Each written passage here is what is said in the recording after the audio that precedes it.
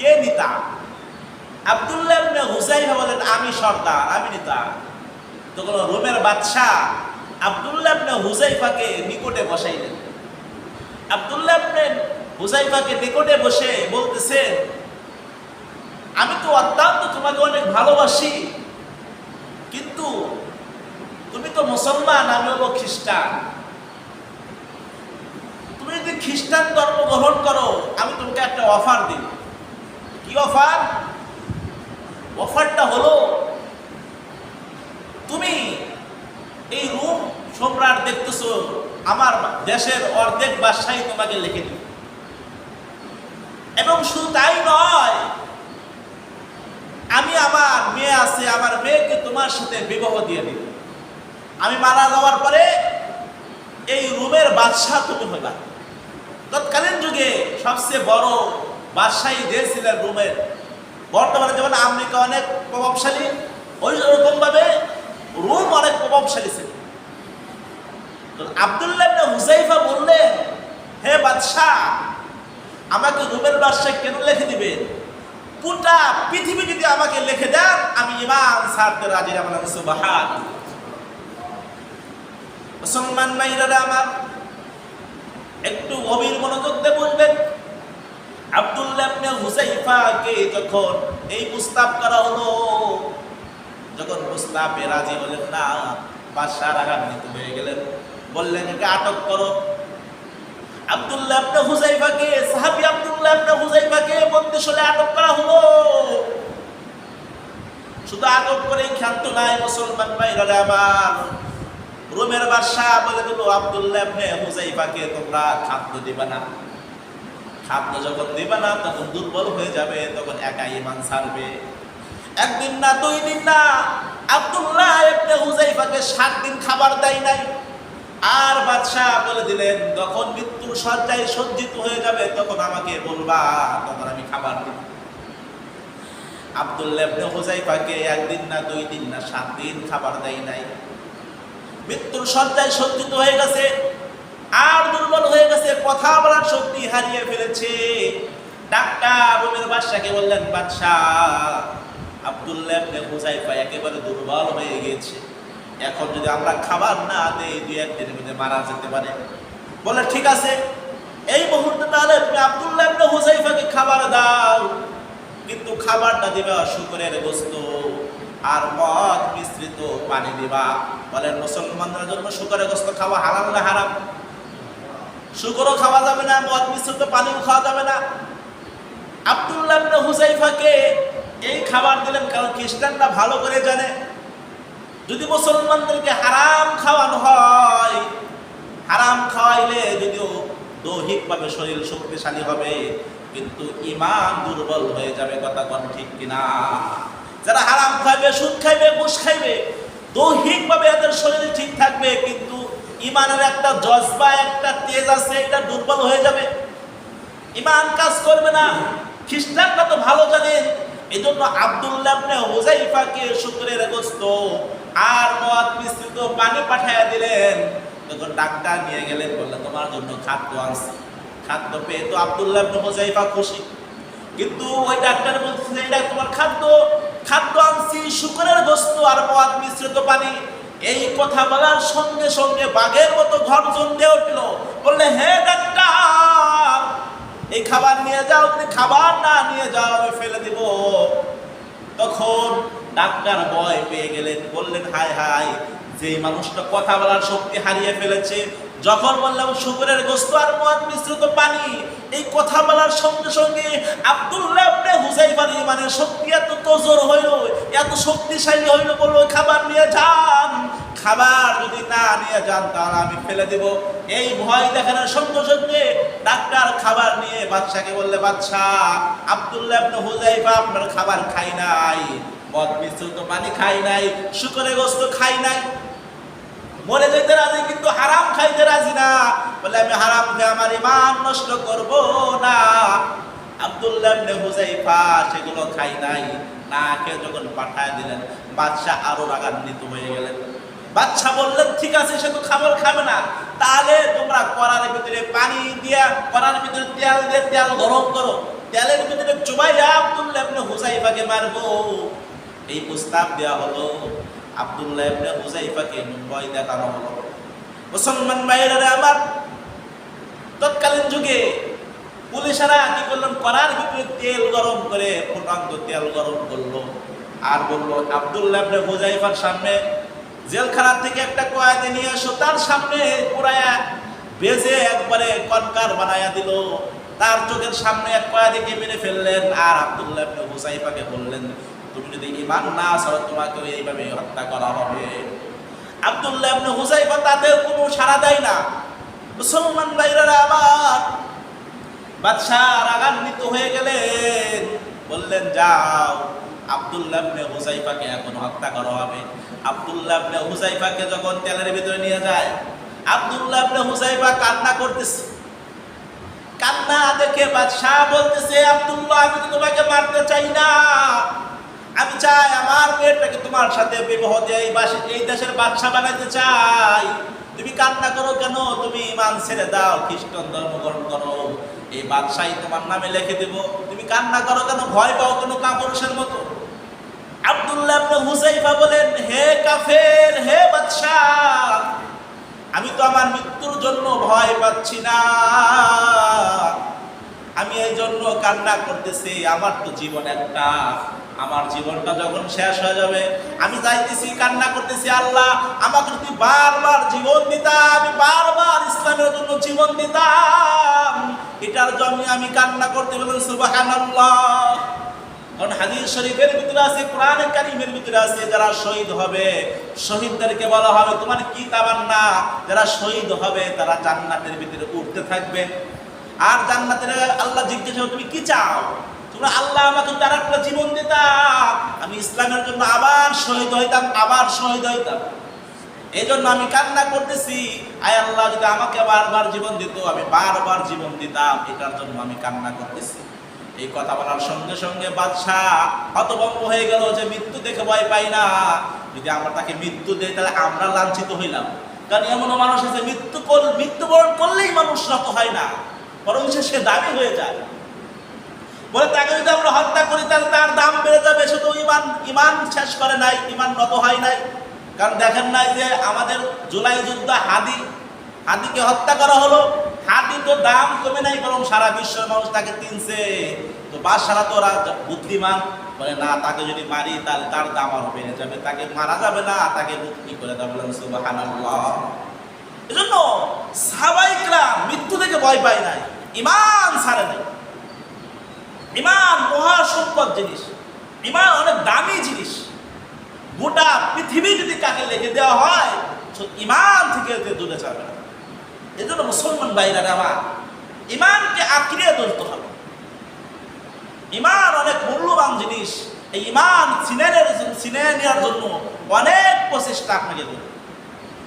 ঈমান অনেক কারণে ছিনিয়ে যায়, নামাজ যেমন ভঙ্গ হয়ে যায়, তো ঈমান ভঙ্গর অনেক কারণ আছে।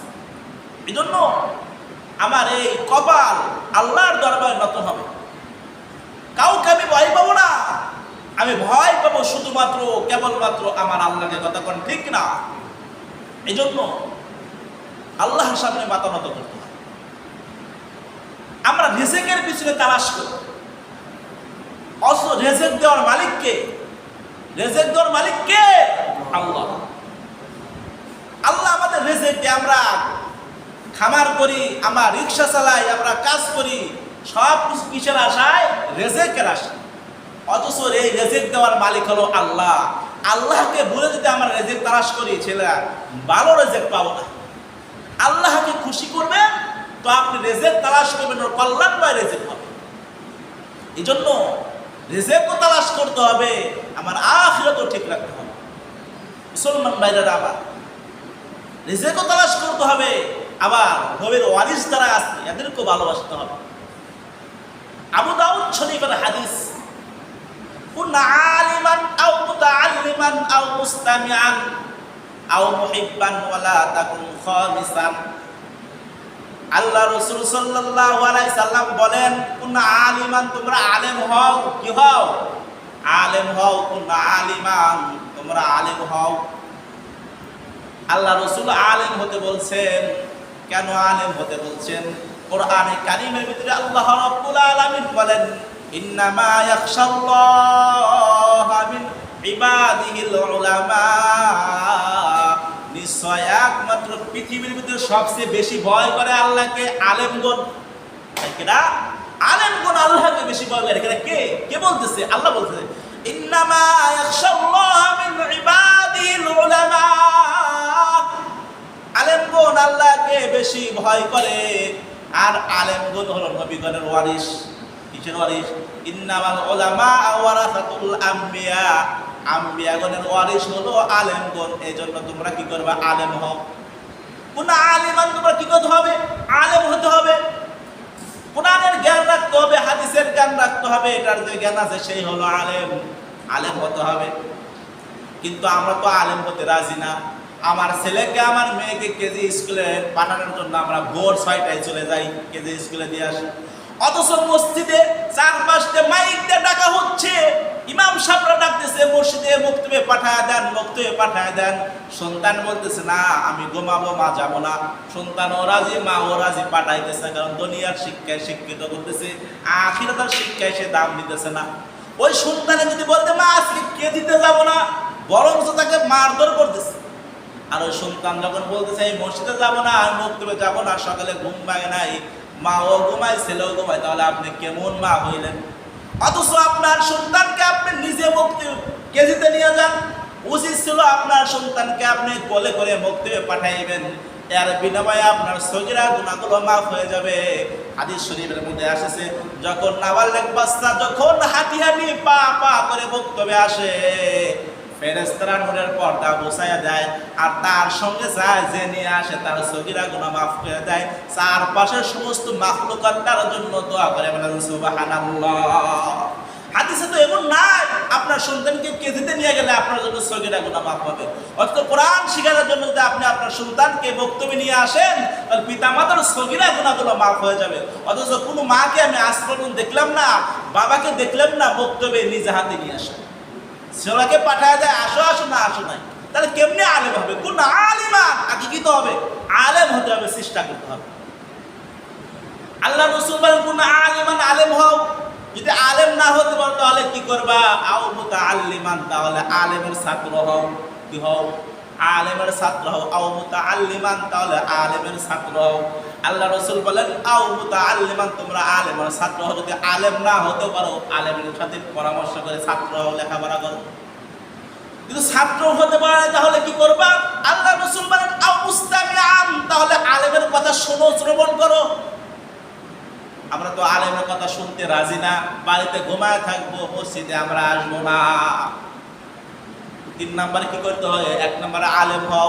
আলেম না হতে পারলে আলেমের ছাত্র হও। আলেমের ছাত্র না হতে পারলে আলেমের কথা শুনো। 4 নম্বরে আও মুহিব্বান, যদি আলেমের কথা না শুনতে পারো তাহলে আলেমকে ভালোবাসো। আও মুহিব্বান, কি করো? আলেমকে ভালোবাসো। একটা যুগে তো সরল সোজা মানুষেরা আলেমদেরকে অনেক ভালোবাসতো, কিন্তু এখন আর আলেমদের ভালোবাসে না। এখন চাষটালে বসে বসে সমালোচনা শুরু করে। আমি আমার নিজ চোখে দেখছি, আমার দাদি ছিল, যদি গাছের একটা আম পাকতো, আম খাইতো না। আমরা বলতাম দাদি আম খাও না কেন? বলে আগে আমাদের গ্রামের আলেমকে আম খাওয়াইতে হবে, তারপরে আমি আম খাবো। সে কেমন ভালোবাসতেন! আমার বিশ্বাস হয় সে যদি আর কোনো আমল যদি আল্লাহর কাছে পছন্দ না হয়ে থাকে, এই হাদিস অনুযায়ী এই যে আমলটা করেছে আল্লাহর ওসিলায়, এই হাদিসের আমলও তাকে জান্নাত দান করতে পারেন। সুবহানাল্লাহ। এজন্য আও মুহিব্বান, আলেমকে কি করো? ভালোবাসো। আর্থিকভাবে সহযোগিতা করো, যেভাবে পারো আলেমকে কি করতে হবে? ভালোবাসতে হবে। 1 নম্বরে আলেম হবা। আলেম যদি না হতে পারো আলেমের কি হইবা? ছাত্র হইবা। আলেমের ছাত্র না হতে পারলে আলেমের কথা শুনবা। আলেমের কথা না শুনতে পারলে আলেমকে কি করবে? ভালোবাসবে। আর্থিকভাবে যেভাবে পারো কি করবা? আও মুহিব্বান, ভালোবাসবে। 4 নম্বরে রাসূল বলেন ওয়ালা তাকুন খামিসান, 5ম প্রকার ব্যক্তি হও না ফাতাহালিকা, তাহলে তুমি ধ্বংস হয়ে যাবে। আর রাসূল বলেন ফাতাহালিকা, তাহলে তুমি ধ্বংস হয়ে যাবে। তার প্রশ্ন আসতে পারে, কই হুজুর ধ্বংস তো হইলাম না, কত হুজুরের সমালোচনা করলাম, কত হুজুরকে বিদায় করে দিলাম, আমার তো কিচ্ছু হইল না, আমি তো ধ্বংস হইলাম না। ফাতাহালিকা, মুফাসসির ইকরাম বলেন ধ্বংস কিভাবে হইবা?